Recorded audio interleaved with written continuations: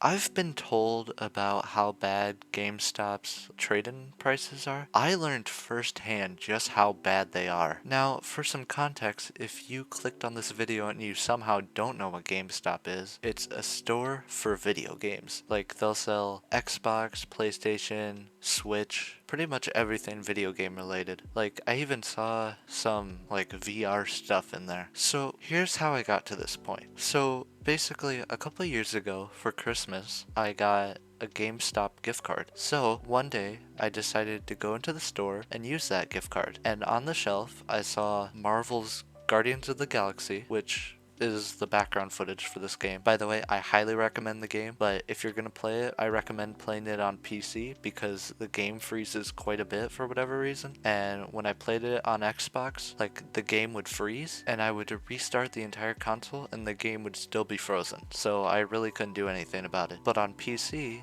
when that happens, I can just restart the game and I go back in and it works just fine. Anyway, so a couple years ago, I saw the game on the shelf for like 15 bucks, so I used my gift card and got it. And like I said, because the game kept freezing and I had no way to go back to my save file, I decided to just give up on it. And when the Steam Autumn sale rolled around like a week ago and I saw that it was like $9 instead of 60, I bought it on Steam. And that was a great decision because I'm having a ton of fun with the game. I forgot how much fun it was just because of all the issues I had with it on Xbox. But because of that, I decided that I really no longer needed the physical copy. So I decided to hop in my car and drive over to GameStop, where, funnily enough, I walked in and I go straight to the Xbox section, and the first thing I see is Guardians of the Galaxy. It's pre-owned and it's still selling for $15. It's been like 2 or 3 years and it's still selling for the same price. But when I saw a pre-owned version selling for $15, I knew I wasn't gonna get a lot of money for it, but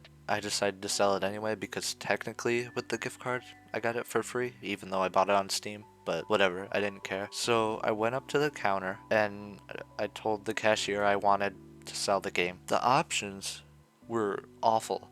It was either $4 in store credit or $2.80. First of all, why $2.80? Like, why not just round it up to 3? Like, that's stupid. But also, with like $4 of store credit, what am I gonna get? I can't afford anything in there for like $4. So I just took the cash and walked out. So technically, this is a $60 game, at least when it first released. A technically $60 game I got $3 for. So I'm wondering, like, if this was like some big title like Madden. I don't know how many of you know what Madden is. It's a football video game, but that game costs like 70 bucks. If I went in there with Madden and tried to sell it, would I even get anything good for it, or would I just get like $5? I knew what I was getting myself into because, like, when I was considering selling the game a while ago, like, I was just searching up, like, can I even sell games at GameStop, because I had no idea. I had never done it before. And, like, all these videos mentioned how bad the prices were, so, like, I wasn't surprised at all. But, oh my god,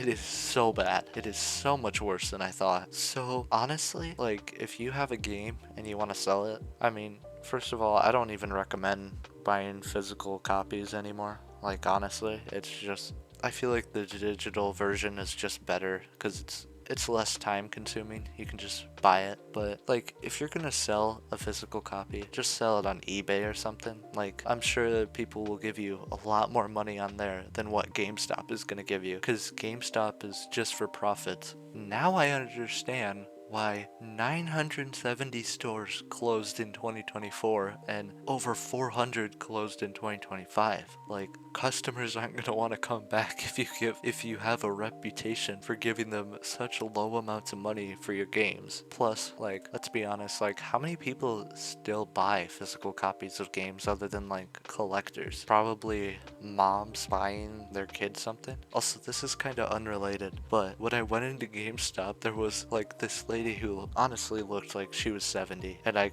could be saying that and she could be like 50, I don't know. But she was talking to the cashier about Pokemon cards, but to me it didn't even sound like she was buying it for the kid, because like she actually sounded like she knew stuff about Pokemon. So are there like actual like grandmas that play Pokemon? Like, I know Pokemon's been around for a while, but I didn't expect that. I don't know. Maybe I'm just out of touch with the Pokemon community because to be honest, like, I like Pokemon, but I'm not, like, heavily into it. Another thing I didn't understand was when I went to sell the game, I had to give them my ID and my phone number. Like, that's probably just some legal thing, but it makes no sense to me. Why do I have to give you my ID that has literally all my personal information on it? And why do you need my phone number so you can randomly text me that someone bought the game?